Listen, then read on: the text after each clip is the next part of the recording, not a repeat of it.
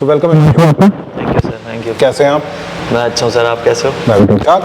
सो हिमांशु, मेरा पहला क्वेश्चन आपके लिए ये है कि एज अ ऑडियंस, मतलब मैं भी आपको फॉलो करता हूँ, आपकी ऑडियंस है, हम सब ने एक वीडियो देखा और जिसमें कि आपके ऊपर एलिगेशन लगाया जा रहा था कि आपने कहीं पे कुछ गड़बड़ कर दी है आईसीएन की चैंपियनशिप में अपना प्रो कार्ड और गोल्ड करने में।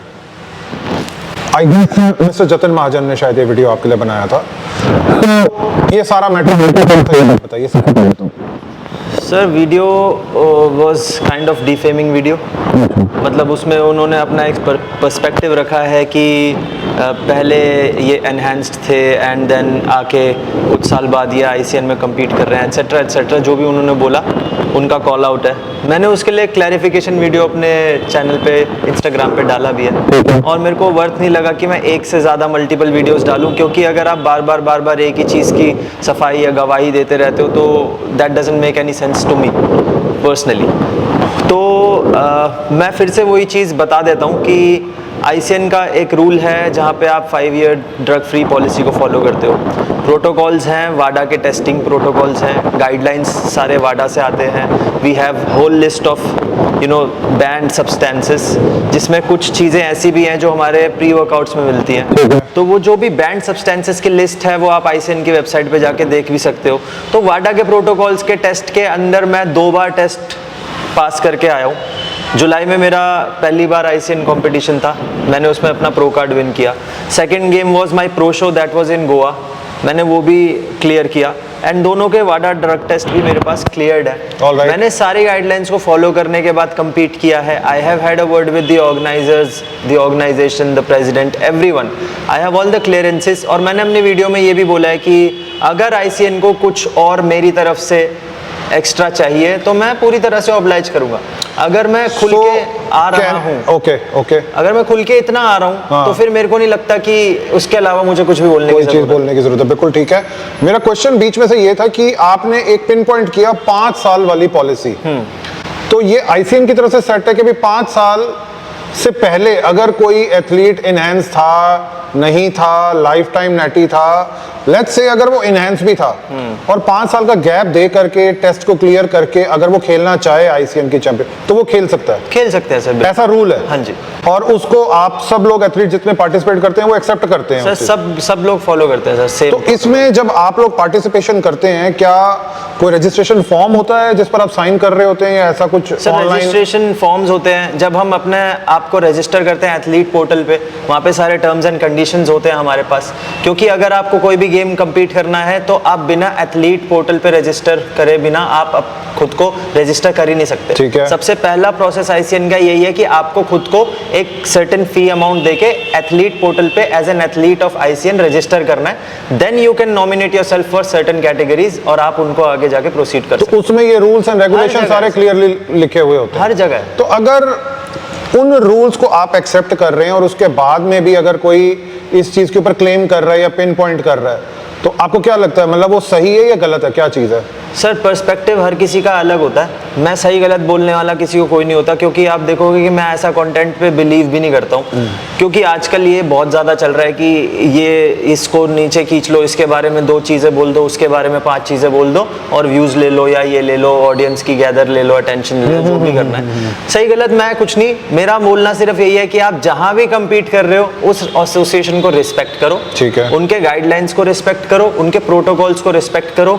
सारी चीज़ों से आप एग्री करते हो, आप सिग्नेचर देते हो, तो मैं भी एग्री कर रहा हूँ, आप भी एग्री कर रहे हो, तीसरा बंदा भी एग्री कर रहा है, सारे एथलीट्स एग्री कर रहे हैं। अगर आपने एक चीज़ पे एग्री कर दिया तो आप उसके बारे में दोबारा आके पिन पॉइंट कर रहे हो, that is not really ethically correct. But जहां तक मैं समझ पाया था, जतिन का जो लॉजिक था वीडियो बनाने का, वो ये था कि एक ऐसा एथलीट जिसने पहले कभी इनहैंस चीजें सब्सटेंसेस यूज किए हुए हो, फिर गैप दे दिया हो 5 साल का, और एक ऐसा एथलीट जिसने कभी कुछ यूज ना किया हो। सो जिसने यूज किया हुआ होगा वो 100% नेचुरल वाले के ऊपर भारी पड़ेगा। ये सच है या इसमें भी कुछ पैरामीटर्स होते हैं, ऊपर नीचे हो जाते हैं? सर बहुत ही कॉन्ट्राडिक्टरी टॉपिक है। अच्छा, ठीक है, इस पे जितना डिबेट करेंगे कभी खत्म नहीं होगी। नहीं होगा। कई लोग बोलते हैं कि एक एनहांस्ड बंदा बायो न्यूक्लियर डेवलप कर लेता है, उसकी न्यूक्लियर डेवलप हो जाती है, वो हमेशा उसकी बॉडी में रहती है। ठीक है। बट कोई इस चीज के बारे में बात नहीं करता, जो वो एक मेंटल पर्सपेक्टिव होता है, एक साइकोलॉजी होती है। एक एनहांस्ड एथलीट को आप जाके देखोगे तो वो एनहांसमेंट के सपोर्ट पे एक गेम को कम्पीट करता है। बट आप सेम चीज उसे बिना एनहांसमेंट के बोल दोगे करने के लिए, that will be very tough for him, physically भी मेंटली भी। अभी सिंपल सा एक एग्जांपल मैं देता हूँ प्री वर्कआउट का। ठीक है। बहुत लोग प्री वर्कआउट यूज करते हैं। आप किसी भी रैंडम इंसान को बोल दो जो पिछले 2 महीने से प्री वर्कआउट यूज कर रहा है कि अब हम 1 हफ्ता बिना प्री वर्कआउट के वर्कआउट करेंगे, I am very very sure workout में ना ही वो इंटेंसिटी होगी, ना ही वो फोकस होगा, ना ही वो एनर्जी होगी। मैं ये आपको कहीं पे भी लिख के दे सकता हूँ। ठीक है, ओके। तो अगर एक प्री वर्कआउट जिसमें कैफीन है, बीटा एलेनाइन है, सिट्रुलिन है, कोई भी स्पाइकिंग सब्सटेंस नहीं है, अगर आप कोई अच्छा प्री वर्कआउट लेते हो, कोई भी एनहांसमेंट नहीं है, जब वही चीज, वही स्टिमुलेंट जो है, इतने से नेचुरल स्टिमुलेंट ही हमें इस हद तक एडिक्टिव बना देते हैं, तो एनहांसमेंट कितना एडिक्टिव बनाती होगी, पहले तो हमें ये सोचने की बहुत जरूरत है। मैं ये नहीं कह रहा कि एनहांसमेंट गलत है या नेचुरल बॉडी बिल्डिंग सुपीरियर है या एनहांसमेंट बॉडी बिल्डिंग सुपीरियर है। दोनों बॉडी बिल्डर्स अपना जी जान लगा के, ब्लड एंड स्वेट लगा के एक चैंपियनशिप की तैयारी करते हैं। तो एज अ स्पोर्ट्स पर्सन सबसे पहले तो हमें किसी के भी ऊपर उंगली नहीं उठानी चाहिए। अगर कोई सही गलत बताने वाला है तो वो जजेस हैं, वो एसोसिएशन है, वो ऑर्गेनाइजर्स हैं, उनका ड्रग टेस्ट है। अगर एक नेचुरल कंपटीशन में आप खेल रहे हो तो मैं आप कोई नहीं होते सर कि किसी पे भी उंगली उठा के कुछ भी बातें बना दें। कोई प्रूफिंग नहीं है, कोई एविडेंसेस नहीं है। मैं आपके बारे में, आप मेरे बारे में, कोई इसके बारे में, कोई उसके बारे में बोलता चले। बोलने का नहीं लगता टैक्स सर, काम करने के बहुत सारे एफर्ट्स लगते हैं। ठीक है। एनहांसमेंट एक ऐसी चीज है जो बहुत ही एडिक्टिव होती है। आपका हार्डवर्क, आपकी डेडिकेशन, आपका एक क्लीन माइंडसेट, एक स्ट्रॉन्ग माइंडसेट डिटरमाइन करता है कि आप यहां से बैठ के कहां जाओगे। ठीक है। अगले 5 साल की जर्नी में। अब वो एनहांसमेंट से चले जाओ, वो नेचुरल चले जाओ, एक माइंडसेट स्ट्रांग होना बहुत ज़रूरी है। ऑल्सो मैं ये बात करूंगा कि डेडिकेशन के लिए मैं हमेशा बोलता हूँ, आप मुझे अभी भी देख लो, मेरा बॉडी वेट 69 kgs ही है, मेरा स्टेज वेट 64-65 kgs था। मैंने प्रेप शुरू करी थी, मेरा बॉडी वेट 70 के आसपास था, तो मेरा सेम बॉडी वेट है। मैं ड्रग टेस्ट पास करके आया हूँ। आप मुझे अभी भी बोलोगे, मैं अपनी कंडीशन दिखा दूंगा। This is what I want to tell कि ये डेडिकेशन होती है, ये किसी एनहांसमेंट से, किसी भी चीज़ से नहीं आती। कोई भी पागल नहीं है जो नेचुरल शो में एनहांसमेंट लेके आएगा। कैच करेगा सर, पॉलीग्राफ हो रहा है, ब्लड टेस्ट हो रहा है, यूरिन हो रहा है। अभी आईसीएन का एक नया प्रोटोकॉल ये भी है कि वो रैंडम ड्रग टेस्टिंग कर रहे हैं। They will call you, they will ask you to come to a center and give your samples. आपने सैंपल जाके दिया, ओके, आपने सैंपल नहीं दिया, there and then life time ban है सर। ऑलराइट। एक चीज मैं जो जानना चाहूंगा, आउट ऑफ क्यूरियोसिटी भी कहो या आउट ऑफ ऐसा बोलो कि मैं अपनी नॉलेज के लिए पूछना चाहूंगा, कैसे आखिर टैकल कर लेते हैं, डॉज कर देते हैं एनहांस्ड जो बॉडी बिल्डर्स होते हैं, वो किसी भी टेस्ट में उनके ब्लड वर्क में कोई चीज़ नहीं आ पाती है और वो स्टेज के ऊपर आ भी जाते हैं, फिर इसके बाद में जो होता है वो एक अलग बात है। बट कैसे एनहांस्ड एथलीट जो है वो अपने आप को कैसे ट्रांसफॉर्म कर लेता है, कन्वर्ट कर लेता है टुवर्ड्स द नेचुरल, ये प्रोसेस होता कैसे आखिर? मतलब आप बेसिक बता दीजिए सर। मेरे हिसाब से ये पॉसिबल नहीं है।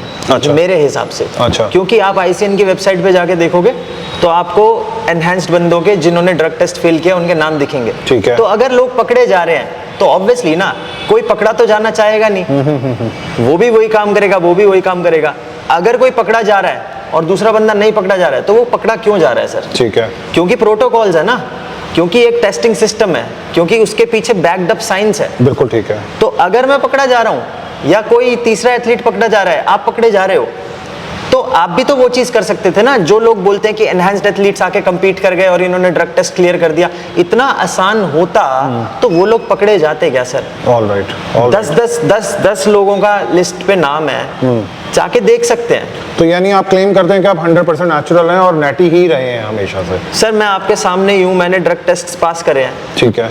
अब मेरे पास सारी क्लियरेंसेस है। मैं तो फिर से वही चीज बोलूंगा कि मैं क्या हूं, मैं क्यों हूं, ये मुझे किसी को बताने की जरूरत नहीं है। मैं खुद से नजरें मिला पाता हूँ रोज अपने शीशे में खड़े होके। देखिए हिमांशु, होता क्या है कि जब आप एक सर्टेन लेवल पर आ जाते हैं आज आप एक पोजीशन होल्ड कर रहे हैं कि आप प्रो कार्ड होल्डर हैं आईसीएन के। सो ऑफ कोर्स ही बात है, आपकी ऑडियंस है, आपके फैंस हैं, आपके चाहने वाले हैं, बहुत सारे लोग हैं जो आपकी तरह बनना चाहते हैं। सो उनकी तरफ आपका एक ऑब्लिगेशन हो जाता है आज इस क्लैरिटी को देना। हमारे इस इंटरव्यू का पर्पस भी यही है कि एटलीस्ट आपके फैंस को पता लगे कि उन्होंने जो ट्रस्ट आपके ऊपर रखा हुआ था वो बरकरार रखें, और जो भी आपकी स्टेटमेंट है वो उसको ही सच मान करके चले। Am I right? Yes. All right. So guys, ये तो थी बातें सारी इनके ऊपर लगे हुए एलिगेशंस के बारे में। अब एक ऐसी चीज़ के बारे में हम बात करते हैं, और वो भी एथलीट से बात करते हैं जिससे कि हर कोई परेशान है आज के टाइम में। सो हिमांशु, मैं आपसे ये भी पूछना चाहूँगा कि जो ऑनलाइन ट्रोलिंग है या ऑनलाइन बुलिंग है, ऑनलाइन हरासमेंट है, ये तीन चीजें मैंने बोली आपको, trolling, bullying and harassment online, इसके ऊपर आपका क्या अपना प्रीव्यू है, और ऐसे लोगों को कैसे टैकल किया जाना चाहिए? क्या हमें इनकी एक्सेप्टेंस लेनी चाहिए, नहीं लेनी चाहिए? ये जो एंटरटेनमेंट परोसते हैं ऑनलाइन, वो किसी काम का भी होता है कि नहीं होता? सर मैं ना सबसे पहले यही बात बोलना चाहूँगा कि ये जो आज हो रहा है ना, this is a very sick mentality. ये बहुत ही एक मेंटल बीमारी है सर। ये जो आजकल लोग कर रहे हैं और जो लोग आजकल देख रहे हैं, ये दोनों ही शायद मेरे हिसाब से परेशान लोग हैं सर। क्योंकि अगर आप तरीके से डेडिकेटेडली एक गोल ओरिएंटेड इंसान हो, आपके जीवन में कोई गोल है, तो मेरे को नहीं लगता कि आपको तीसरी चीज़ का टाइम मिलेगा भी। अब कुछ लोगों का गोल ही ये है कि उन्हें लोगों को बैठ के ट्रोल करना है, देन इट्स देयर वर्क। फिर उनको आप कुछ फिंगर पॉइंट उन पे कर नहीं सकते, वो बेवकूफ़ी हमारी तरफ से होगी। ठीक है। But this is very very wrong, क्योंकि ये होते हुए मैंने अपने साथ तो अब देखा है, बट मैं ये बहुत पहले से होते हुए लोगों के साथ देख रहा हूँ, कई सारे एथलीट्स के साथ देख रहा हूँ। मैं नाम नहीं लूँगा सर किसी का, मेरे पास परमिशन नहीं है, क्या पता वो कुछ बोले ना, बट किसी को भी बुरा लग सकता है सर। तो एथलीट्स हैं जिनको ट्रोल किया गया है, आजकल ये बहुत चल रहा है कि ये नैटी है, ये फेक नैटी है। सर मैं ये बोलता हूँ कि एक कमरे में बैठ के आप जजमेंट पास करने वाले होते कौन हो, सबसे पहले खुद से पूछो। उनकी जो जनता है वो उनसे ये सवाल नहीं पूछ रही कि भाई आप किस बेस पे ये बोल रहे हो कि ये इंसान असली है, ये इंसान नकली है।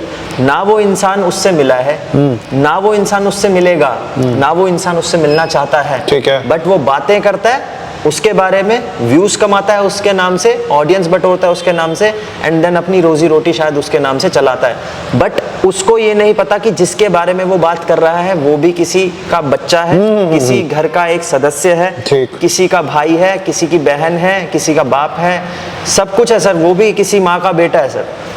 कौन किस ट्रॉमा में चला जाएगा आपको नहीं पता। एक शब्द किसी के बारे में बुरा बोलना, दैट टू सोशल मीडिया जैसे बड़े प्लेटफॉर्म पे आके, सर ये बहुत बड़ा पाप है। ये आज के कलयुग का बहुत बड़ा पाप है जो हमें नहीं दिखता। हमें सिर्फ लगता है कि लोगों को गालियां देना, मार पिटाई करना, दूसरे इलीगल काम करना, बट ये भी इलीगल काम है कि मैं किसी से बिना पूछे, उसके कंसेंट के बिना उसका डेटा, उसकी फोटोज, उसकी वीडियोस यूज करके अपने चैनल पे डालूं और अपने ऑडियंस को जो मेरा माना है वो बोलूं और उसकी ऑडियंस वो सब माने। ये एक इलीगल काम है सर। ये हरासमेंट है, ये साइबर बुलिंग है, इसके बहुत ज्यादा खतरनाक कॉन्सिक्वेंसेस हो सकते हैं। We should stand against this alright very strongly. Alright so guys, ये था हमारा एक quick interview with ICN pro mister Himanshu. आपको ये इंटरव्यू कैसा लगा? अगर हैं आपके पास में अभी भी कोई क्वेश्चंस, कोई डाउट्स या कोई ऐसी चीजें जिनको आप काउंटर करना चाहते हो, तो आप नीचे दिए गए कमेंट सेक्शन बॉक्स में जरूर लिखें। आई एम श्योर हिमांशु उनको ग्लैडली आंसर करेंगे आपके लिए।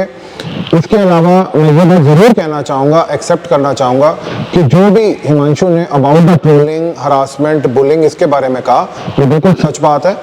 हमें कभी भी किसी और की तरफ उंगली उठाने से पहले अपने अंदर झांक करके देख लेना चाहिए और उसके बाद उस चीज़ के ऊपर बात करनी चाहिए कि ये बात बोलने करने लायक है या नहीं है, इसमें कितना लॉजिक है, कितना दम है। काम वो करना चाहिए जिससे आपको और पूरी सोसाइटी को कोई फायदा हो सके। Thank you Manju. Thank you sir, thank you so much.